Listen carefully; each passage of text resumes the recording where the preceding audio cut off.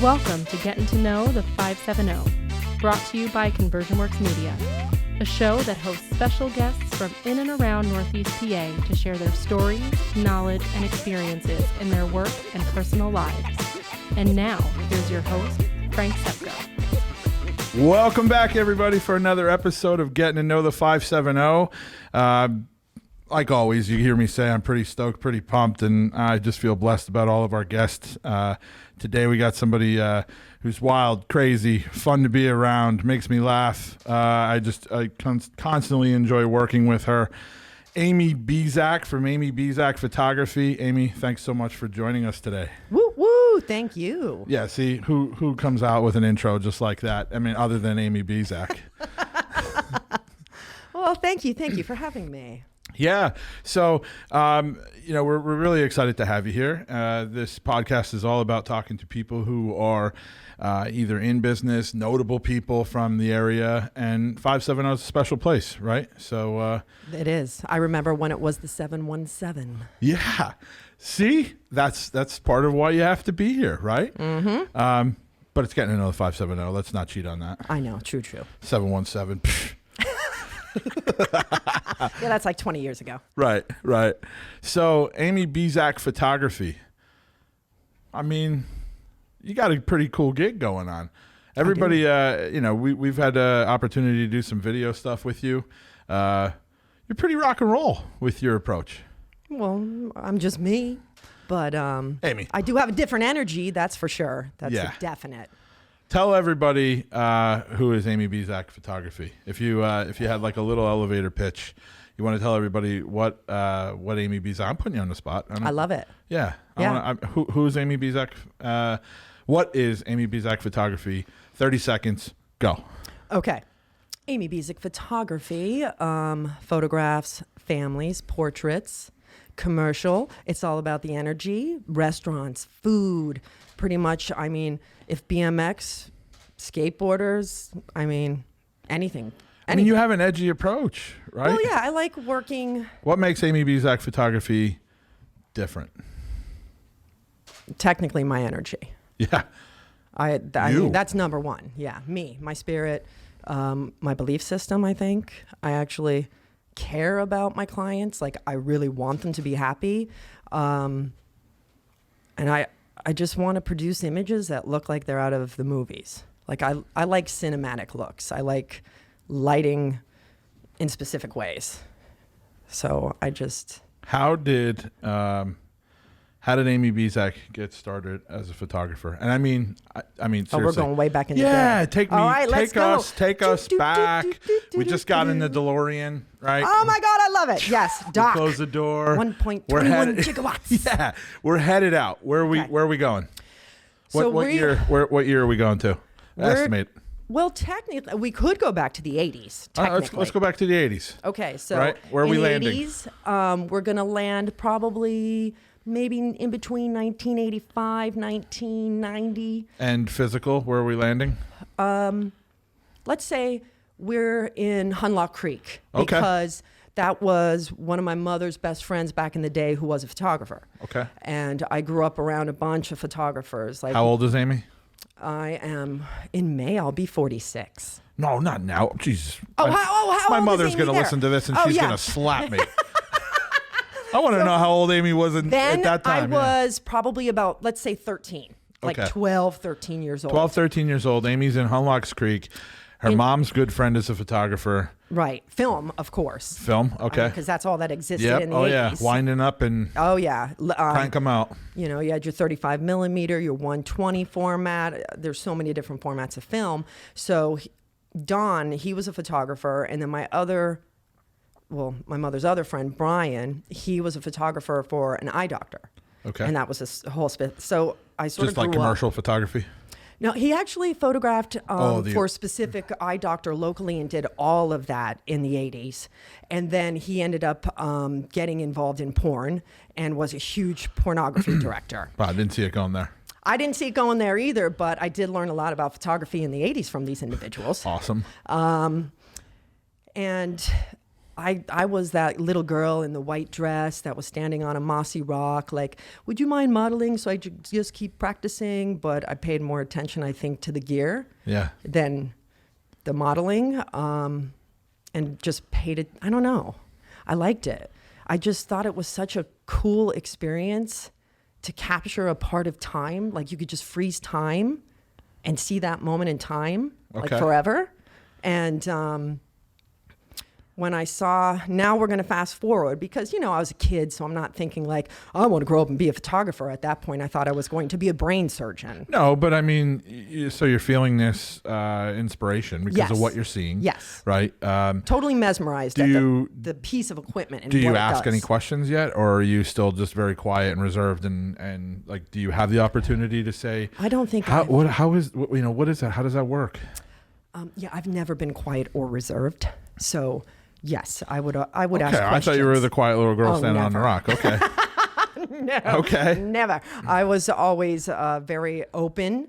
And so what do you do at the time? Do you say, like, after this is all done, hey, would you be the model for us?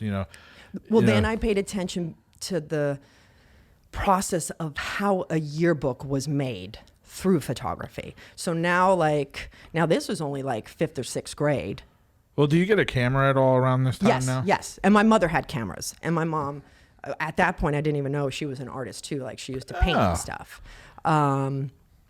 So, yeah, like seeing how a yearbook was made, technically, what happened in the 80s, they would take a photograph of every student, develop it, cut the image, okay, get a piece of foam core or whatever kind of whiteboard, systematically and perfectly layer out every single image and tape it so it was flat and flush. So basically a big vision board of what the final product was going to be. Right. And then they're making all this. So seeing the process of, okay, the first student's photographed. Now, now it's developed. It's on this piece. Oh, and now they're photographing these pieces to make the page for the yearbook.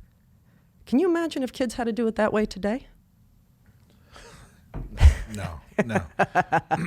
We wouldn't have yearbooks. It'd be called or it'd be called a yearbook because it would take a year to make. Yeah. But like, I was always mesmerized, and I grew up like in art classes. I always was in every single art class, like from kindergarten. Like, I always loved and I was fascinated with art. So is it like, does like a collage kind of concept really, like, kind of tickle your fancy, if you will? Yeah. So is this idea of assembling, it wasn't just the image that you saw of somebody, but it was the placement of that image. It was the whole process, the sort of emotion, whatever was being created around it to the final product. Yeah. Okay. It was intense. So I guess we fast forward past the point where you're a young little girl. Now you're in high school. Yep. Does Amy join the yearbook? Photo club and all that. I didn't join the yearbook, but I was. What? You just gave us this whole spiel about the yearbook, and you didn't join the yearbook? Well, because now when I'm in high school, I wanted to be an architect. So I was in photography class still. I took it, and that's when I developed my first image. Okay. And then I was hooked because... Did you develop it in a dark room? Yes. Oh. Yeah, Valley West had a really cool dark room. You got bit then. Oh, yeah. I mean, it's like you go into another dimension. You walk through this door. You're not allowed any lights. It's just that red bulb. And the trays filled with chemicals, specifically in an order, and have to be a certain chemical, otherwise it doesn't work. And that kind of blows my mind right there. Like, who was sitting way back in the day saying, oh, this chemical will work and we can, freeze time. Let's put this together. Like you're talking about the lady with the reflectors. Sure. That's how I feel with cameras and film and everything. I'm like, how did they come up with this? So I see that image, I'm instantly hooked because the darkroom's an entirely different universe. It's like a place you can go to. There's a smell in there too. Yeah, it does. It has that little chemical kind of, which I'm not a big fan of. Yeah. But the process I loved. So, you put your paper in and the enlarger and like back then, and that's what's cool about Photoshop. Photoshop was made from the darkroom. dodging and burning you did in the dark room, but you did that with light and timers and codes, and you play like it was an entirely different level than what it is now. Sure. Like I miss dark rooms, but OSHA, coding, getting rid of chemicals, like that gets really expensive. Efficiency. That too, but I don't. I understand. There's still just that I get it, right? It's like listening to a vinyl record. Sure. It's a conversation we just had earlier about, products, right? So like the idea that you would fall in love with something that you knew was handcrafted. All the love went into this thing. There's just far more about that you love. So I get it about the photography and the darkroom and the production of it, and the idea that there's this whole sort of process that you took it from A to Z. And hey, let's even like retract a little bit. There's something exciting for me when I was a kid, right? I love photography and videography now. But I remember being a kid, and I didn't have the ability to go into a dark room, but there was something really exciting about waiting for your pictures to get developed. Yep. And we would go to this certain place, and it would leave that white frame around the outside of the picture. So I always felt like mine were special while everybody had this kind of like boring ones a little bit, but I was like, yeah, I have matted photos, but no, there was really something special about that. And you had to be more thoughtful about your photo taking, right? Very much because so. You're like, man, I'm just going to blow through this film, and film is not like film costs you something before you even developed. So It was like, yeah, I mean, it's a whole other art. And I have a lot of respect for the photographers who are out there still doing that kind of stuff. Especially those ones that you see with those old rigs. If you like that, research Ian Rutherford. He is insane. He took a box truck and made it into a camera and travels and does like the hugest style. And is that like where you look into the camera and it's like upside down?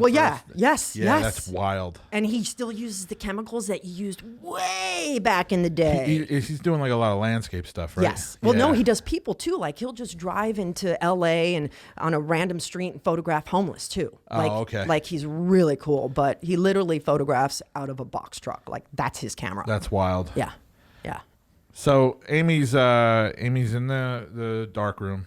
Printing out photos. Yeah. And what are you now, like 16, 17 in high school? Yeah, probably. I would say, 15, 16, 17. Are you running around taking photos of all the events for the school? No, that was the yearbook people. I was captain of the cheerleading squad, so I was busy being a cheerleader, gymnastics, soccer. I was in like a bunch of sports, softball too. I was the catcher or second base, but. What did and at that point, I was really thinking about becoming like the next Frank Lloyd Wright and Richard Meyer. I was like, oh man, I'm gonna be such a famous architect one day. And I did go to college for that, but then I changed my mind. So So at this point, I'm just taking my camera to live concerts, shows, CC's and music. But you're an athlete too, though. Yes, yeah. So you're doing all this stuff sports-wise. Yes. You're a nut already today. I the amount of energy you have. So put that into a teenager's body. Oh, can you imagine my parents? No. God bless them. No. But so now you're playing all kinds of sports. Let's say here you said I was captain of the cheerleading. Yeah. You were on soccer. Mm-hmm. What else? What other sports? Softball. Mm-hmm. Gymnastics. Did any of those lay over each other? No, they worked well with each other. Well, cheerleading always laid over with everything, but that we were really good back then. And and the reason why I was in cheerleading, that was the only way that you could do gymnastics. Okay. There wasn't a gymnastics team. So you got 3 sports you were a part of. Super active person then, right? Totally. You still super are. Hyper. Yeah, you still are, but active you're a very go type of person. So I'm not surprised to hear that you were a part of all of these sports. You have big dreams of being an architect, right? Mm-hmm. Frank Lloyd Wright is an inspiration to you in some sense, right? And you're still snapping photos all along the way for fun, doing your own thing? Yeah, just doing my own thing. So what kind of stuff were you doing photography-wise then for fun? Like what would be, would that be like a weekend thing when you're not playing sports? Yeah. So what were you doing? Going to concerts. Oh, okay. Like I was there. Yeah, I was big into, that's when I was introduced to like the hardcore scene and ska and punk. And I was dating a dude in high school who started tons of shows at the Columbia Hose House.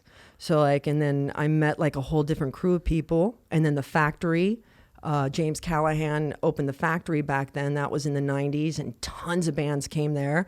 Mantis Green, there was actually a lot of cool clubs in the 90s to go to live shows all the time.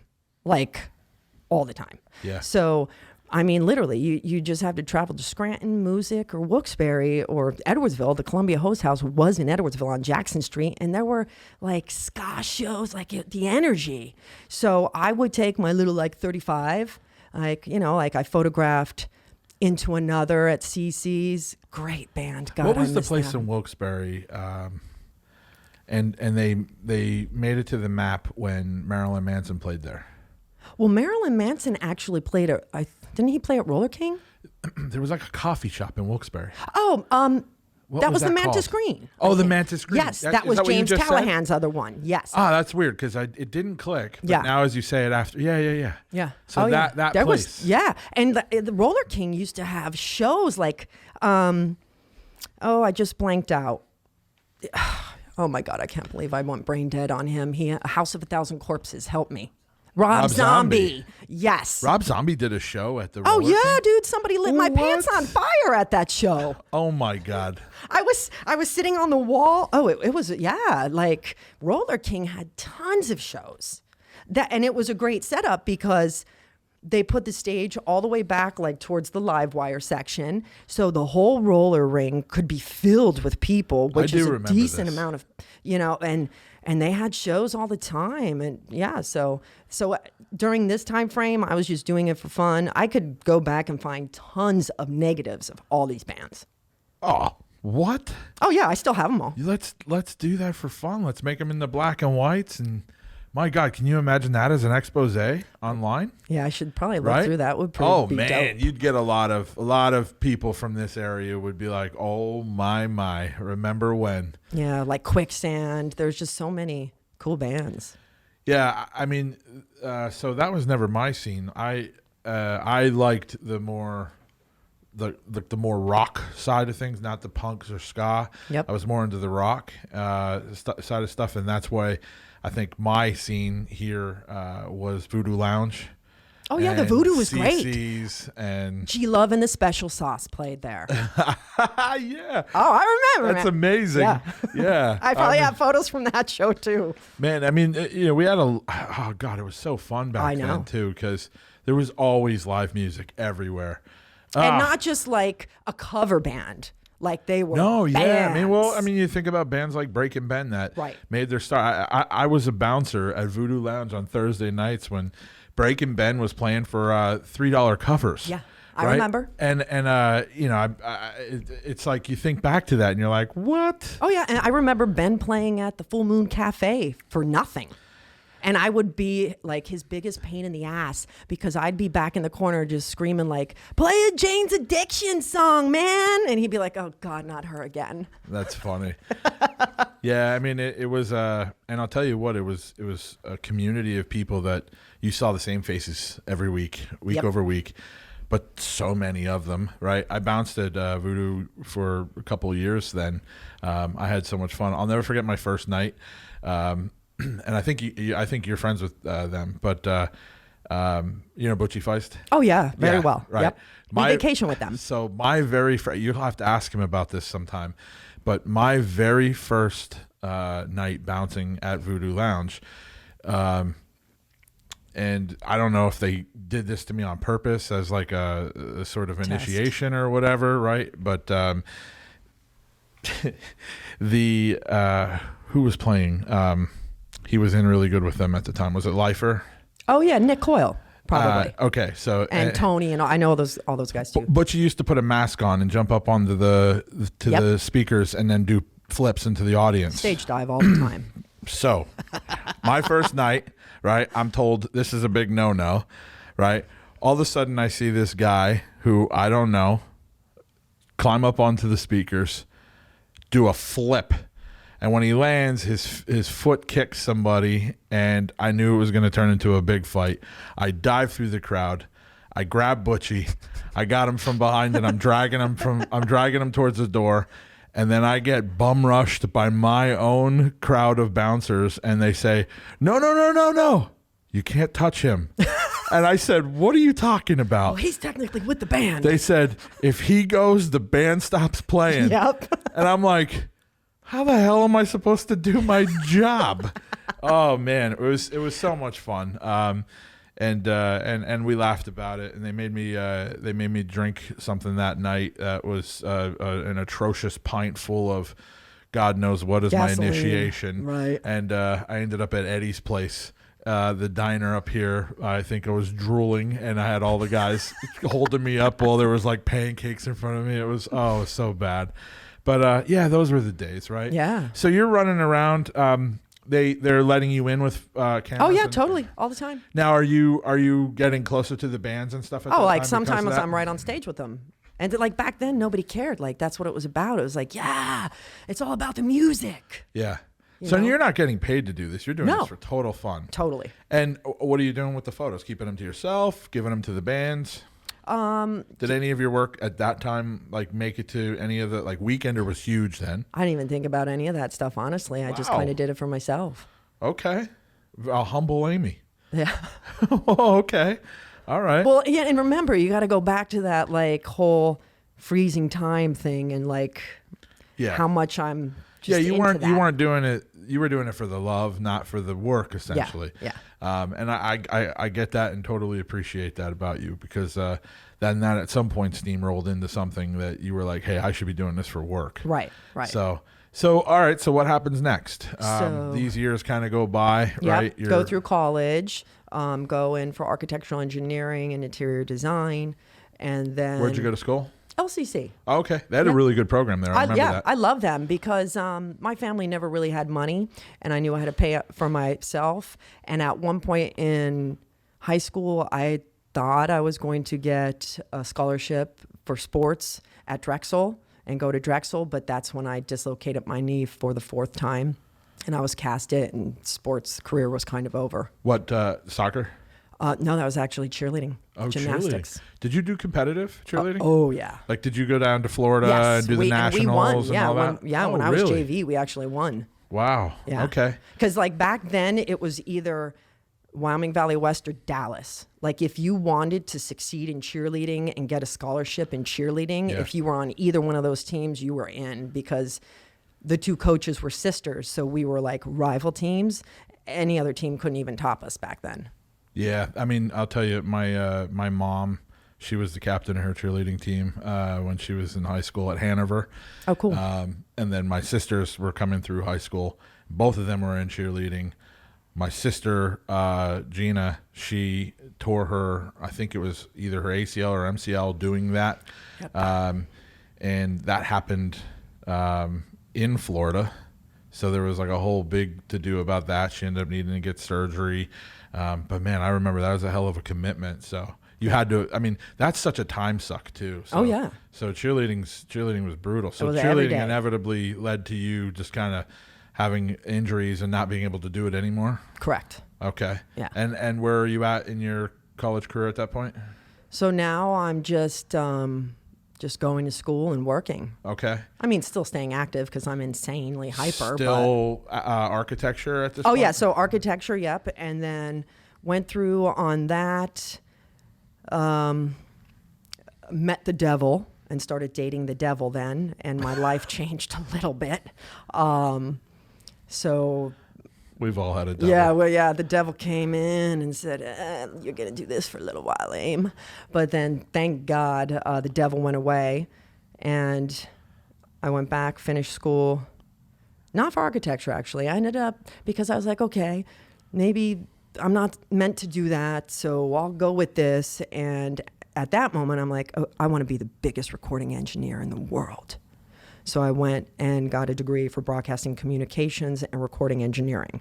Okay. Because I was like, I could be on TV, I could be on the radio, I could do whatever I want. Let's just get this degree. So I went back, did that. intern at Atlantic Records in New York City. Okay. Like literally Okay. center city. I would be Big able shot. to look. Oh yeah, I'd look out my window and you could see like the Rockefeller tree and Oh, all come that on. fun stuff. Nice. Traveled there. How'd you get in there? You just, I was persistent. yeah, tell me about that. What was that like? So it was challenging because at LCC, everybody seems to intern at a local radio station. Sure. And I was like, nah, I am going to Atlantic Records. So I'm calling and calling. They're like, well, our intern list is full. I'm like, okay, well, I'm just going to call every week because somebody might get sick or cancel or, something could change. And I was very persistent because I knew that's where I wanted to intern. I didn't want to intern at Rock 107. No offense. I love Rock 107. Sure. But like, I'm thinking on a level of recording engineer. So I'm like, I need to get into, the big time. Yeah. So literally I'm at school, LCC. Ron Reno comes in. Amy, you need to make a decision today. Who's Ron Reno? Ron Reno was head of the department for broadcasting communications, film, recording, all of that. Tom taught the recording engineering, so it was like a little hub. And in that little hub was also the architecture program. It's like the ATC was like the cool place to be in school. Okay. That was all the arts. And so Ron comes in and he's like, Aim, you got to make a decision today. The documents have to be filled like school. You have to choose where you're going to intern and just accept that you might be interning at Rock 107. Oh, this is at the school. I'm sorry. So I'm sitting there and I'm like, I'm just going to call the Atlantic Records one more time. So I call. Oh, Amy, you know what? We're actually, let me call you right back. I'm like, okay. So I get a call back. All of a sudden, Amy, so someone dropped out of the program, and because of your persistence calling every week, there's nobody else we want to choose to do the internship. She's like, so we can do this, we'll set it up. And I was like, oh my God, I'm interning at Atlantic Records. This is dope. So I go and I tell Ron. So I start traveling to New York every Monday, Wednesday, and Friday on the March bus at 4 a.m. Travel in. I have to pay for all this myself because that's how it is when you're an intern. Sure. But I was determined. So traveling in 3 days a week, I would work at the record company in A&R. I worked under like the head people who pretty much signed contracts with every band, and they gave me a tour of the studios. Is A&R Atlantic Record? Well, no, Atlantic Records, but there's like the division. There's so many different departments in a record company. Okay. Like the department that just specifically signs contracts and hires the bands or finds the talent. Okay. I should say, sorry, the talent. And then there's a department who may just do like all the paperwork, but there were so many floors of people working at this company. Sure. And I got in with like the best part because they're like, okay, so your job, we have to go to bars, we have to find bands, talk them into signing deals with us. I'm like, okay. And then of course do office work as well. But it was really cool. I learned a lot. So many famous people I just met. It's like, I don't get starstruck because I've hung out with so many famous people. Sure. Like I remember. There's got to be somebody though. I'm bringing up two. I'm going to bring up two. Okay. One's positive, one's negative, but it's always important to start with the positive. All right, let's go. Okay. So Hootie and the Blowfish. Okay. Nicest humans on the planet. Darius Rucker. Opened the door for me. Super sweet, just down to earth. Really cool people. Now, I wasn't a big fan of like their music. I could listen to it, but I wouldn't go out and purchase the album because I am more of like love that rock and roll or that hard rock or the girl rock. But they were the nicest human beings. Yeah. You know, like literally opened the door Just for me. I was genuine. like, yes, genuinely kind. Now, were they big at that time? Yeah. Yes. Oh yeah. Yeah. Hootie At this was, time. Yeah. 90s. Yeah. Yes. Absolutely. Yeah. And then Rob Thomas, the dude who always wore a leather jacket and no shirt. I know. Right? Matchbox Bizarre. 20. Yes. Okay. Yeah. He was just not a nice human. Very rude. Sat at my desk, like literally sat on my desk, like while I was trying to work. And multiple times, politely, dude, do you mind getting off my desk so I can actually do my work? Can you Right. can you go in the office with him? Yeah, no. And no, wouldn't move, nothing. I'm like, okay, so we're one of those people. Okay, let's figure this out. And then finally I was like, you know what? I'm interning here. And what are you responsible for in your internship at this time? Pretty much anything they told me to do. Yeah. You're just getting to know the environment. Yes. Yeah. Okay, so Yeah. Gopher. Yeah, right? yes, You all- don't even have a voice yet. No, I don't have a So- voice at all. Telling Rob Thomas to get off your desk is a big no-no. Oh, but I did. Okay. Oh, I did. All right. Like I said earlier, you I'm can't not keep quiet. your mouth shut. So after like multiple times of politely asking him to move, finally I was like, you know, dude, the whole leather jacket thing without the shirt is just weird. And I don't really care who and what you do or how famous you think you are and how egotistical you may be, but you need to get off my desk now so I can work. Yeah. He finally got up and moved away. Sorry. Yeah. Right? Like, dude, right? Like, That's I'm just funny. trying to work, but you're sitting on my work right now. So he was rude. Everybody else was pretty cool. And That's all of the awesome. people I worked with were really radical. How long did you intern there for? Whole semester. Okay. Yeah. So from like end of January through May. Biggest takeaway?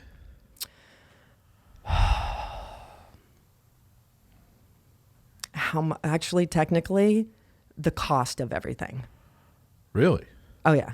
Because like when I started paying attention to numbers, for some reason I really like numbers, you know, in contracts, what people are paid, how much is going out, how much they have to pay for marketing, how much the show is. Okay, now the venue only gets this, but the whole breakdown of the system, very enlightening. So, yeah, I mean, well, that's great because, you know, we all just see what's on the surface, right? Right. But And most seeing of the behind time, the scenes. right.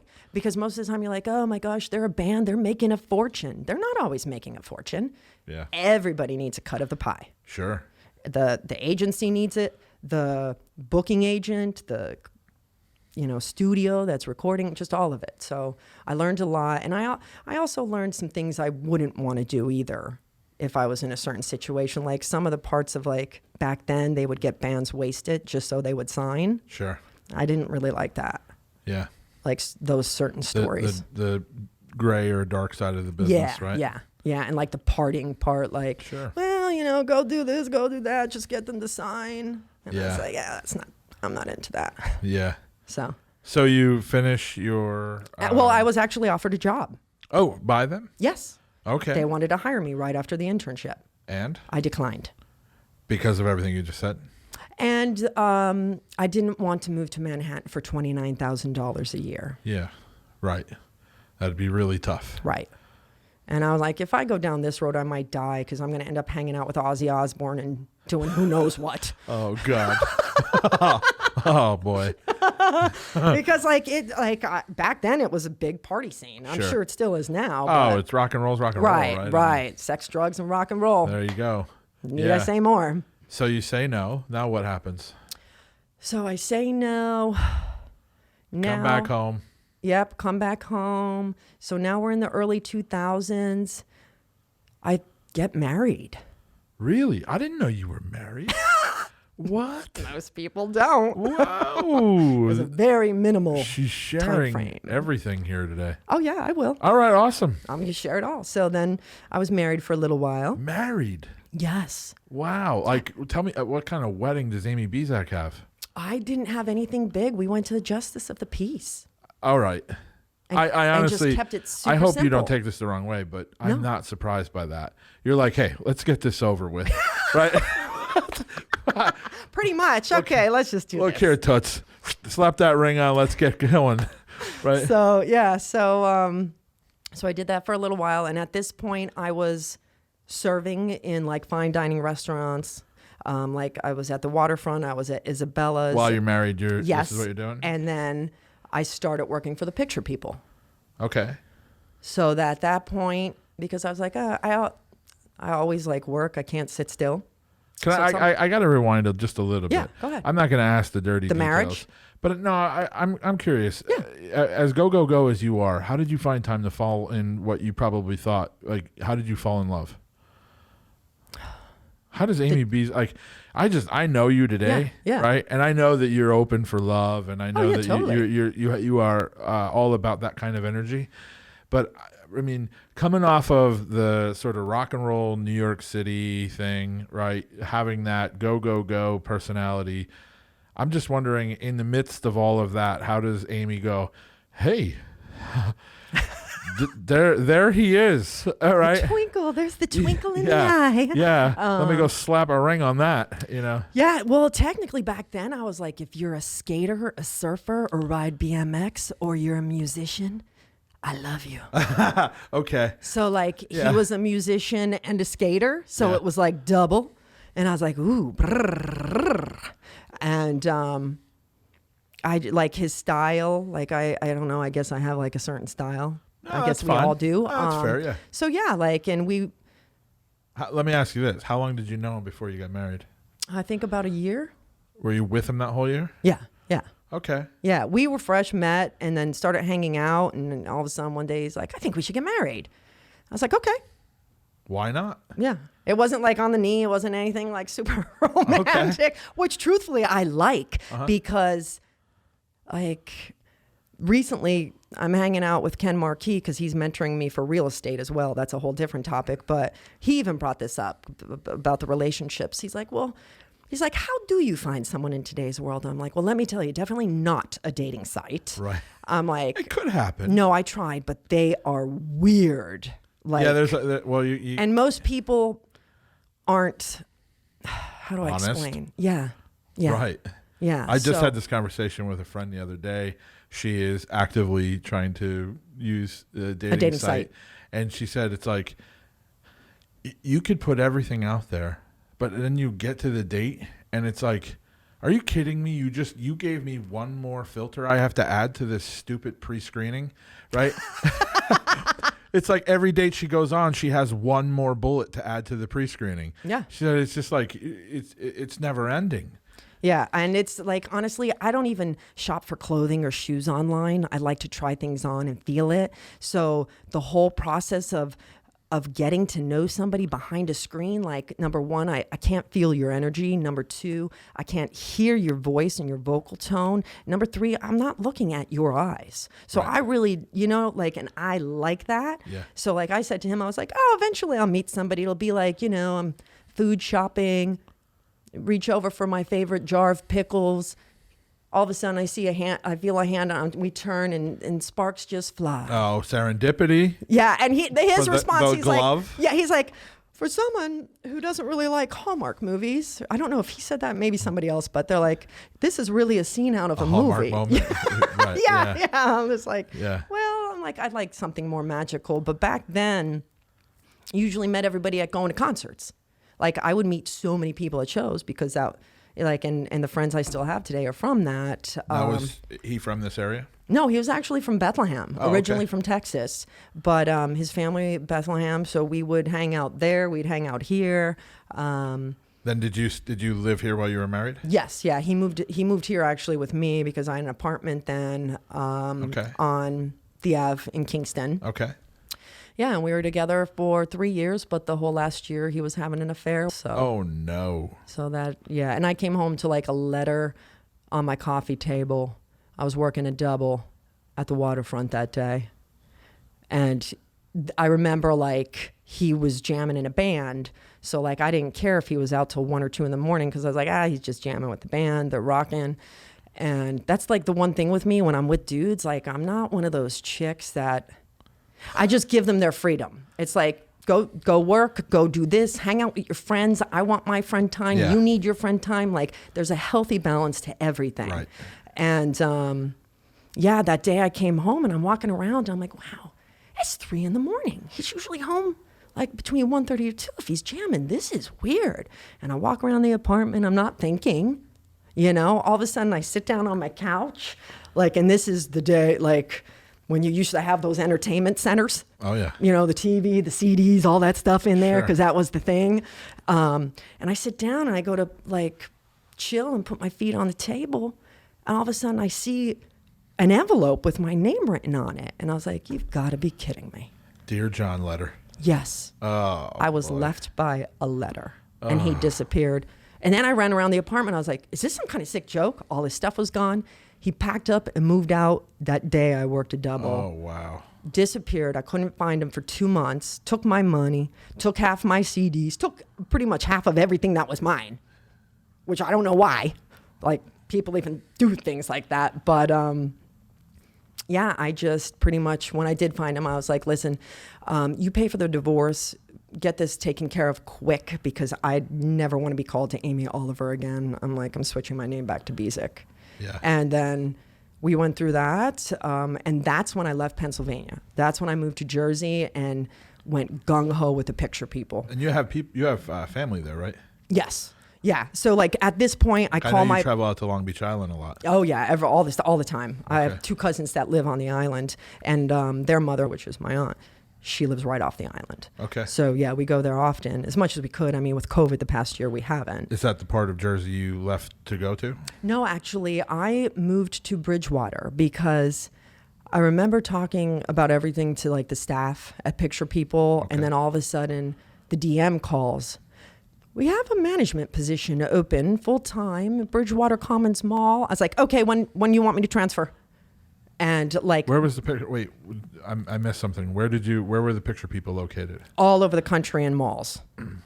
Were they the ones that were uniquely located within the bigger? Yes. The anchor stores? No, they were like near anchor stores. They weren't in the anchor stores, but they would have, like, depending on what mall, because Steamtown had one, second floor. That was a 3-studio studio. If that meant 3 studio, yeah. Oh yeah. Wyoming Valley Mall had 4 studios in the studio. Yeah, all the drop cloths were in there. Yes, the muslin cloths. Their logo was the cameraman with the cloth over him in the old school. Yeah. Because when I worked for them, it was all film. It was 120 format, a Mamiya 64 RB.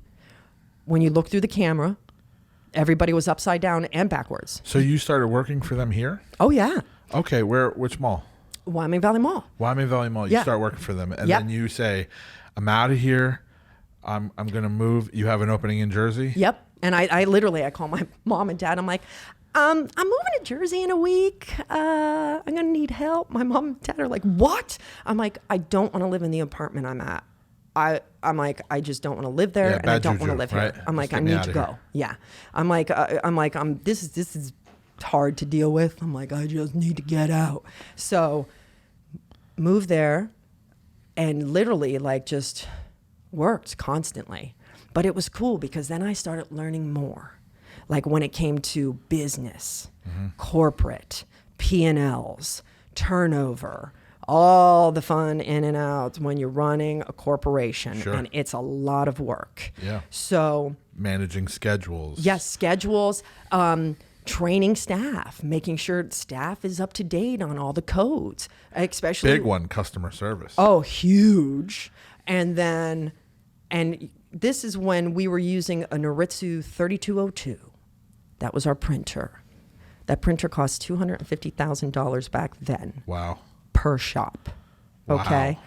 And the film would be processed through the Noritsu 3202, and it would go through like it was still film, and the pictures would last a minimum of 99 years. It was guaranteed. Wow. Because it was still an original film process. Whereas in like other studios were coming about, but doing like starting the Fuji printing, switching over to digital. Sure.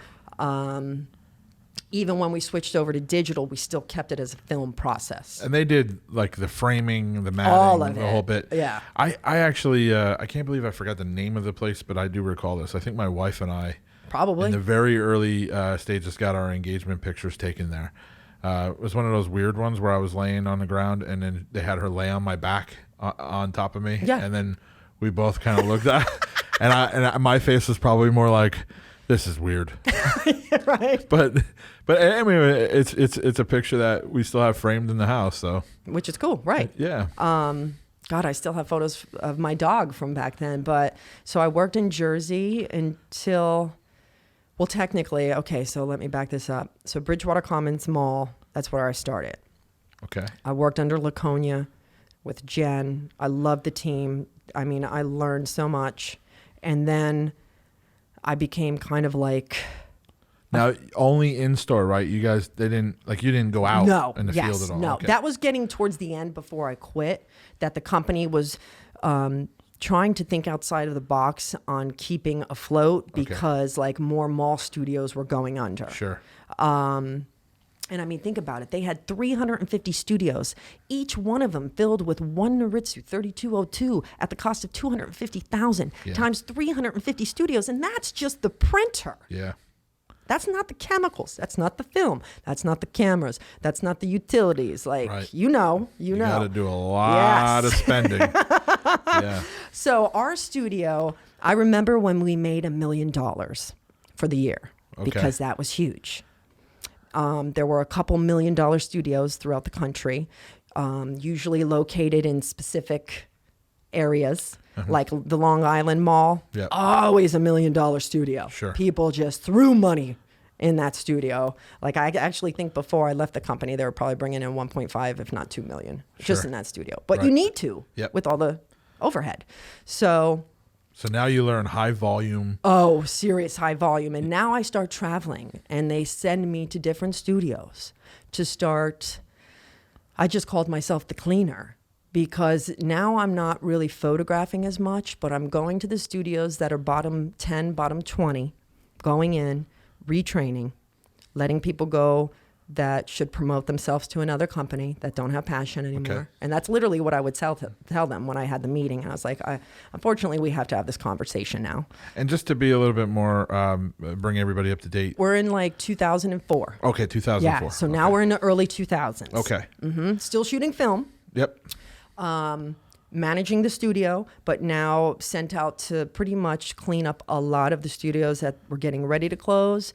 But then I would go in, retrain, reprogram, redo everything, and that studio would be like a top 20 within a month. Whoa. So then I'm running conference calls. So now I'm traveling to Texas. Now I'm traveling to California. I'm like, this is kind of cool. But I wasn't photographing anymore. Yeah. So you're losing your edge a little bit. Yeah. Because now you're not doing what you absolutely love. You're good at what you're doing. Right. But I mean, obviously, you're like, hey, where's my artistic flair? Yes. Yeah. And then I realized and I loved the company. I met so many amazing people and learned so much. But you were only allowed to have your hair light set at a specific aperture, the main light set at an f11. Every once in a while, you were allowed to use kickers.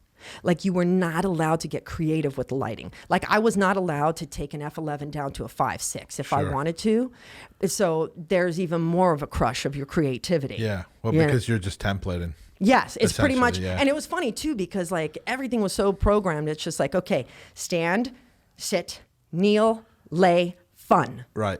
And because then you only had 9 negatives on the film. And if you didn't get every image in those, you are not allowed to ask for another roll. Oh, wow. So even if a family came in, let's say a family of 10 came in, I was like, okay, great. I need to get one shot of the whole family. I need to get another shot of just mom and dad or grandpa and grandpa, whoever's the eldest couple. Now I need to do a breakdown of the parents with the kids. Now I need to do the next breakdown of just the kids. Now, in every breakdown, so those 9 images were so different from each other because you only had 9 slides on the film. How many times did you piss people off because they messed up the photo and you were like, sorry? No, I don't think I ever ticked anybody off. Really? Yeah. So, I mean, you only have 9 spots? You're nailing perfect shots each time? Yeah. Not once in the history of you doing it? Not to my knowledge, no. Wow. The only time somebody got upset with me is when I told them they were banned from the studio, a client, because she had this crazy episode. I don't even know what to call it, and started flipping out and cursing and screaming and all these little kids around. My wife would be mad, but I think they call it a Karen moment.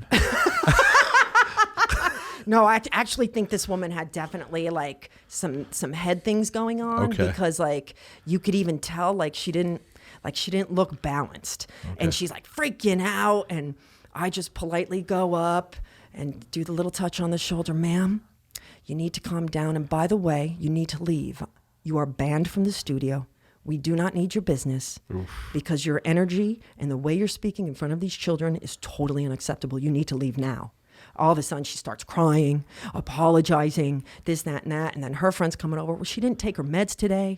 And I'm like, listen, man, I'm like, then take her for a walk. Give her some fresh air. You can't be acting like this around children.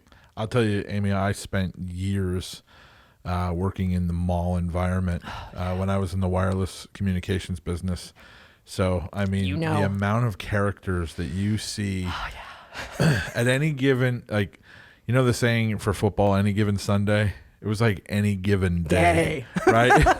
There was just, you can never predict, but there was just, oh my. No, you could predict the one. There was one thing you can always predict at the Wyoming Valley Mall. Key man. Oh, Charlie. Yes. Yeah. Charlie.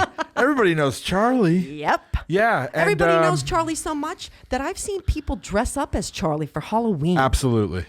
Yeah. Key man. Yeah. Oh, yeah. Key man. Charlie the key man. And do you remember, oh man, what was his name? Oh, I don't remember this guy's name, but he used to, he was the biggest fan of a cab driver called Yushki. I'm sure. And he would be like, people would joust him and tell him that Yushki's dead. And he would be like, Yushki's alive. And he would like freak out and he would tell people that all the time. I don't think I ever met him. Richie. Oh, Richie. Yes, the bike rider. Yeah. He rides the bike. Yes. Yes. Loves Gallery of Sound. Yes. There was some others too. I was like, key man, bike man. Yeah. Yeah. Man, that's something. That takes me way back. See? Yeah. So, okay. So now you're traveling all over the world, rebuilding studios. Companies changing. But you're missing the photography. Totally missing the photography. And at this point now, I'm working 80 hours a week at a 40-hour salary too. Oh, keep that in mind. Not cool. Yeah. So but I was getting really killer bonuses, so I can't complain. Yeah, and plus you're traveling. Right. And that's all paid for. Yeah. Yes. Yeah. All right. Well, where do you draw the line? Shreveport, Louisiana. That's where you drew the line? No. Well, that was I drew one of the lines there Okay. when there was a storm and traveling, and we were put in a hotel. Oh God, I think there were crackheads in the lobby, and there were bugs. I mean, literally, I just sat on the corner of the bed, fully dressed, and watched bugs crawl up the wall. Ugh. So I was like, well, and I'm by myself with other people that we were all stuck there. I'm like, I'm getting wasted tonight. I'm like, I'm not going to sleep. I'm going to panic. I'm going to drink. I need a drink. So I go to the bar. Yeah. Shreveport. Yeah. Shreveport. Don't ever get stuck in Shreveport, Louisiana airport or anywhere around that airport. Okay. That's all I'm going to say. But then the final straw came. I'm working. Let's see. I started at Bridgewater, stayed with that studio, lived in Somerville, lived in Hillsborough, moved to Jersey City. Hillsborough, North Carolina? No, Hillsborough, Jersey. Oh, I'm sorry. Hillsborough. Like I lived in 5 different areas in 4 years in Jersey. Okay. Like that's how often I was moving and going to tons of studios in Jersey and New York. Do you have a favorite place? Oh, that's a great question. I don't really like malls. Yeah, well, me neither. But what about areas that you lived in I liked Jersey City because... Really? Well, just because the access to everything. Like literally, I lived a couple blocks from the tunnel. So I mean this in no offense to anybody who's listening, but the people are brutal there. Oh, they were great with me. Oh, phew. I had no problem. But then again, see me, I'm like different and weird and psychotic. So people probably look at me and they're like, look at that crazy. Leave her alone. Yeah. Like I'm the one who talks to bums and has conversations, with homeless. Right. Like, whereas most people, they like walk away, walk by and want nothing to do with it. And I'm like, I'm going to sit down and hear their story. I wonder why he's here, Yeah. But no, and Jersey City, what I liked about Jersey City is I actually lived with my friends there. So like Dave and Kelly Nash, they had a place there and I moved in with them. So that was cool too, because then it wasn't just like... You weren't alone. Yeah. And like the one place I was living, I was paying like $600 just for a basement room. Yeah. And that was at an army dude's house. No good. And that was a weird scene. Yeah. So like just the part of like being with my friends right outside of the city. Literally, I'm a hop on one of those little buses and I'm like in Lower Manhattan, hanging out in art districts. Yeah. Yeah. So that was cool. But then the company started like losing money. So they started closing studios. At this point now we're in 2008. Okay. Midst of the housing crisis, everything is changing. Everything is changing, exactly. Yep. So you know what I'm talking about. Wyoming Valley Mall and Steamtown are on the bottom 10. So my DM comes to me. She's like, hey, because now I'm getting ready to transfer to California studio. Because I'm like, yes, finally. Here we go. Yeah, because I love Cali. Right. And my DM calls. She's like, I know you're really set on moving to Cali and working at the Huntington Beach studio. And I was like, well, yeah. I'm like, that's my vibe. Those are my people. Everybody says, dude. And that's so you. Yeah, right. Yeah. I'm like, there's skaters, surfers, and BMX people left and right. I'm like, that's so my tribe. And she says, well, Steamtown and Wilkes-Barre are getting ready to close, and your dad just had a heart attack. And didn't your mom just have knee surgery? Do you think your parents need some help? I was like, whoa. You son of a gun. You had to throw that card in there, didn't you? Guilt trip. Yes. And so I'm like, ugh. Was this because they're looking to lay people off, or? Well, she didn't want to lose those 2 stores either and all the staff. Got you. You know what I mean? Because otherwise, you're talking 2 studios that right. just became bottom 10. Yeah, plus you're the rock star who's been traveling all around. Rebuilding. So. Yep. And, because she makes a certain income if she has a specific amount in her district. Certainly. You're well aware of all of this working at the mall. So all of a sudden I'm like, oh, son of a beach. I'm going back to PA. I was like, all right, let's just figure this out. Go with the flow. So 2008, I moved back. And I'm like, okay, oh God, where do I live? So I call my parents. I'm like, okay, you and Dad, you have the half a double. The other side of the duplex has been vacant since the 80s. I'm like, how about if I move in there? I know it looks like a squatter's house and a crackhead wouldn't even live in there right now, but I will. I'm like, as long as you give me free range that I could renovate, gut, and do whatever and put everything into it, but I don't want it not to be left to me if I'm not going to do all, because I have a brother and sister too. Sure. Neither one of them want anything to do with that house. Okay. Like my sister's stuck, like they're all about Dallas, like they can't leave the back mountain. Oh God. And, right? I was like, ugh. They might hear this, Amy. Oh, they will. But I'm being honest. But they're going to agree? Yeah, they totally will agree. Okay. They will not live anywhere other than the back mountain. All right. So you got a snotty brother and sister. Well, no, they're not really snotty. My brother's super cool. He lives in Plains. Oh, okay. Yeah. And his original house Wait, so is in who Kingston. is this that won't live? My sister. Oh, your sister. Yeah, my okay. sister. All right. And she's not a snob at all. She's actually super cool human, All right. but yeah. We're just having fun. Yeah, we are having fun because, yeah. Is she a little only bougie? the back mountain. A little bougie. You got to have all your, special things. So I moved back. I'm running the studios. Within a month, Wilkes-Barre's top 10. Okay. From bottom 10. Wow. A month. All right. Okay. I felt bad coming back because the manager who was let go, I was also friends with. I started at Wyoming Valley. I started under all those people, and now I'm coming in on top of them, and they're losing their jobs. Yeah. I just felt weird about that. I didn't Sure. like that. So Scranton and Wilkes-Barre come up. They're very successful. Everything's flowing really good. And all of a sudden, my mom's rushed to the hospital. This was, I think, in October of 2009. Okay. I'm at the Wilkes-Barre studio. I call my DM and I say, listen, Mom's getting rushed to the hospital. I need to leave. She's like, okay, well, you need to find a replacement. And so I call all the other managers. Nobody could come in. However, keep in mind, my prior job, I was the cleaner. So everybody was trained to be a manager. Right. So I said to her, I'm like, listen, is it cool? I'm like, can't I just leave for a little while? The person that's here, how I train people. They're all trained to be a manager. Yeah. I'm like, yeah, but corporate, I'm like, corporate's not coming in. They're in Texas. And what happened to your mom then? Oh, we didn't know. She was rushed to the sh- hospital. Something happened, some kind of staph infection from the surgery. Oh, boy. Yeah. So it wasn't a joke. So I'm not allowed to leave. I'm geeking out in my head now because I'm thinking, oh my God, if my mom dies right now and I'm stuck at this studio, my DM's going to be in for a hell of a whirlwind, Sure, so yeah. all these things are going through my head. I'm sitting under the desk and I'm crying Right. because I'm like a nervous wreck and literally in a little ball my staff comes back, oh my God, are you okay? And I'm like, I will eventually be. I just need to figure this out. And then my DM calls back, you better not be crying and let any of your staff see your emotions. Oh my God. So at that moment, I was if like. If there's ever a moment where I could say that people learn a lesson in the corporate structure and move to small business, it's because of that nonsense.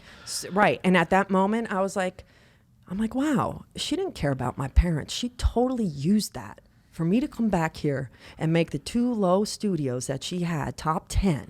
This had nothing to do, because if you really cared, you would have said, you know what? Yeah, go quick. Go check on your mom. I'll keep calling and making sure the studio's okay. Something. You know what I mean? Yeah. Like you don't mess with family. Yeah. So but then to take it one step more further and say, hey, don't be crying. Right. Are you kidding? Yeah. So at that point, I said, okay, I'm going to find a replacement. So I went everywhere, started applying for any job, got hired at Sallie Mae. Now we're talking, it's November, right before the crazy rush of Christmas, the biggest time for picture people. Yep. And I sent her an email. I just would like to know, I really loved working for this company for all of this time, and I've learned so much. However, I am giving you my 2 weeks notice now. Peace out. Phone rang in a second. I can't believe you sent me an email like that. I'm like, well, you should believe that. I'm like, because now you have to find my replacement. There you go. And I left it just like that.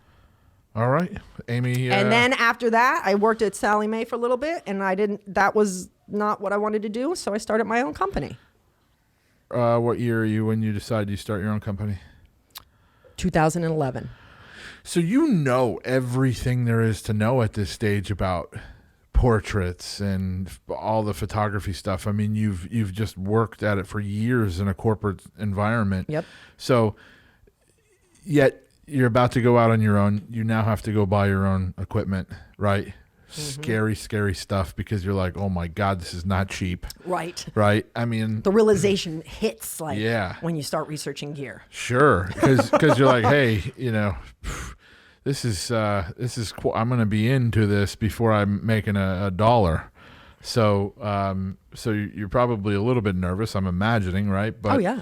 But at some point you just said, what, screw it, I'm doing this. Yeah. So what do you, how do you start? You start talking to friends, family, pretty much anybody who's out there. Yeah. Right. So it's around, Facebook's around at this point, 2000s, it's past 2007. So yeah. Right after MySpace. So yeah. Yo. Right. And yet, we say yo like that was but that was the happening ago. Thing, if it's not long ago, but yet it is so long ago. Like, that's insane. Okay, so you start pushing messaging out through Facebook. People are calling you in and saying, "Hey, yeah, let's do this." Yeah. What was it like doing your first wedding? I was very nervous. I'll bet. Because I was so used to portraiture.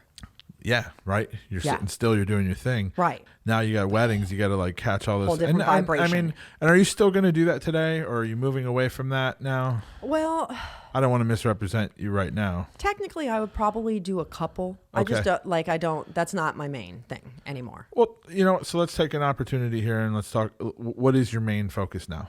My main focus now is more intimate settings. So newborn photography, family photography, high school seniors, still the portraiture, because I just love connecting with people, but I also love food. So photographing for restaurants. You're doing some boudoir? Boudoir, yes. Love it. Yeah. Love it. Had some interesting requests for multiple male boudoirs recently. Really? Yeah, I live crazy. Okay. And I sometimes think it's like Howard Stern calling. I'm like, am I being tested right now? Right. Am I on the air? Is this live? With certain things that they say. But no, boudoir. I like senior that. Senior pictures. Yeah, senior pictures I love. And I'm trying to think. Real estate, architecture. Okay. Pretty much. Well, and the other one I don't want to mention yet because that's going to be a surprise. Okay. But nobody in the Valley is doing this. Well, we'll stay tuned. Yes. Yeah? That'll just keep us coming back to visit. Oh, yeah. AmyBezekPhotography.com. Is that what it is? Yes. Amy, well, no, just amybezek.com. amybezek.com. Bezek. Mm-hmm. Yeah, we'll just have to keep coming back and checking it out. Yeah. Okay. Tell everybody a little bit about, there's something that we went on a video shoot with you. Well, you were doing a photo shoot of a senior photo shoot. Yeah, Hillside Farms. Yep. Yeah, that's Caitlin. You broke Wyoming, out some area. You broke out some bitchin' smoke, and we were doing all kind of like. So, talk a little bit about that. What is that? What's smoke photography? What smoke bombs? Enola Gay. It's the name of the company, and they just have super cool, different colored smoke sticks. Technically sticks. Yeah. And is it dangerous? No, I don't think it is. Okay. It can stain. Sometimes I did find that out when I was photographing a local band, and we did some photos with them, and I felt bad because the white wall turned blue from one of the blue sticks, and I was like, oh whoops. Boy, whoopsie. Yeah. These are lesson learned though, so don't point it towards a wall, Sure. don't point it towards yourself. You know, right. Just in the air. But no, I love incorporating anything additional in camera and not on Photoshop, because like you can get all of those layers and mask that on Photoshop, but to me, I don't feel like I'm creating the scene.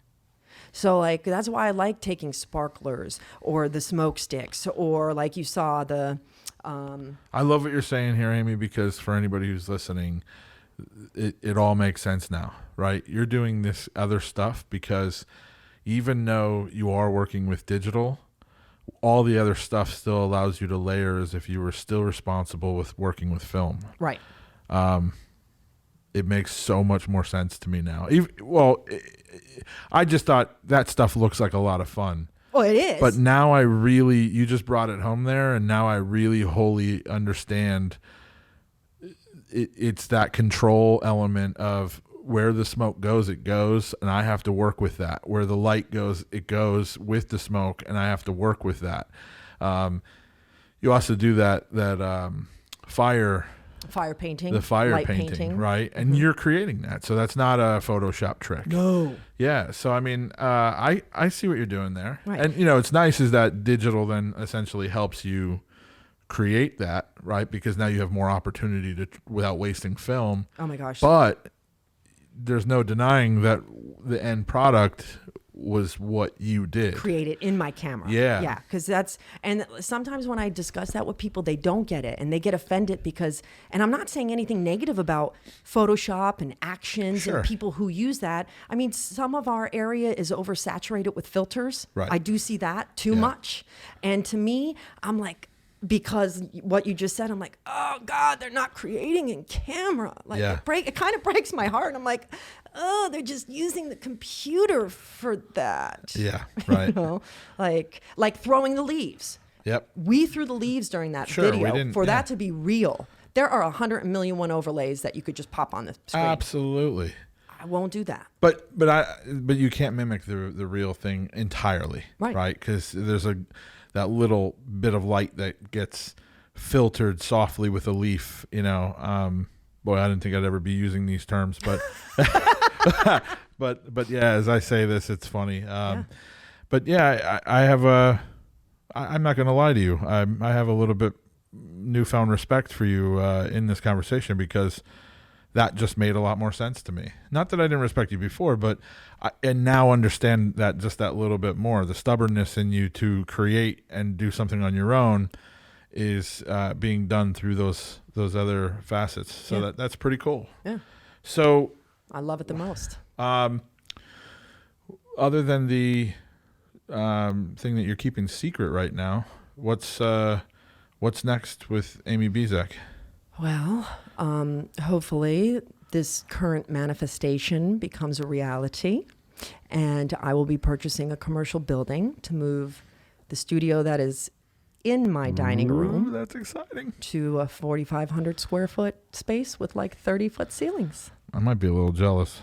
I think a lot of people are going to be a lot jealous. That's super cool. But yeah, it's an overwhelming experience actually, like doing the work to purchase a commercial building. Do you have any advice for anybody who's trying to do it now on their own? Do your homework. definitely research the property, research DEP with the property, research occupancy codes, research if you're allowed to do those renovations. And like, there is a lot of homework. Like, technically, reach out. If you're looking to buy a property in a certain town, you better call that council and let them know that you're thinking of that, because you're going to need if approvals. you're not, you need your permits. You need to be nice, because if you're not nice, people are going to, they don't have to give you a permit to do anything. They don't have to give you the occupancy code. They don't really have to do anything. Sure. So I think, and continue to be persistent. That's the one thing I've learned through life. Like, when you really want something, just keep going until it finally happens. There you go. Yeah. I mean, to some level of realization, I think that people should accept their accept their capacity, right? But I think that persistency is good when it's real, right? And you've obviously proven that many occasions here in your life where you've sort of had to know and you change that around. So it sounds like you're headed in the right direction with your building. And gosh, I'm excited because there's 3 different sections, and I want the Street Art Society to have a little spot. Okay. Because being the vice president, painting the valley and beautifying everything. Well, we'll have to. I'd like that. And then the front space, I will eventually be like a gallery, so we can have art shows, exhibits, classes, camps. Like, should get a couple of people from the Art Society to bring them in here and let's do a podcast. Oh, I totally could. They would. We love can make it. a whole episode on that. Yes, they would love it. Oh, we'll have to do that. Okay. So you want to put a section in there for that? Oh yes, definitely. So like the layout of the building, the front space is perfect for an art gallery, and even going into the mid space because of the walls.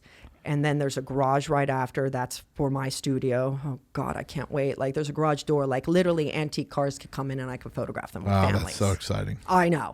And then the back garage is perfect for street art. So we could do, like, if we're working with the polytab and painting murals on the polytab, we could do it in the building. And what's cool, the size of the wall that's in that garage is perfect to hang a mural and piece it together, too, because there's multiple different ways you could do murals, but we did recently do one with a polytab, and we don't really have like a home base to have business meetings. So I was like, you know what, I might as well have this. I'm street art, so let's have a space in here for street art too.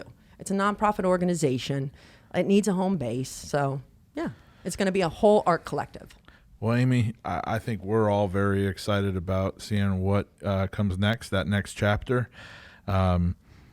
I think I've kept you here long enough, and we could probably be here all night chatting.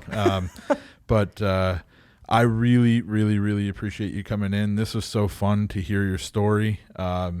Very excited again to see what's next. If anybody wants to contact you, I know that we've already said it, but let her rip. Tell everybody where they can get a hold of you. amybezek.com. And that is Bezek. And you can find me on Instagram at Amy Bezek Photography, Facebook at Amy Bezek Photography.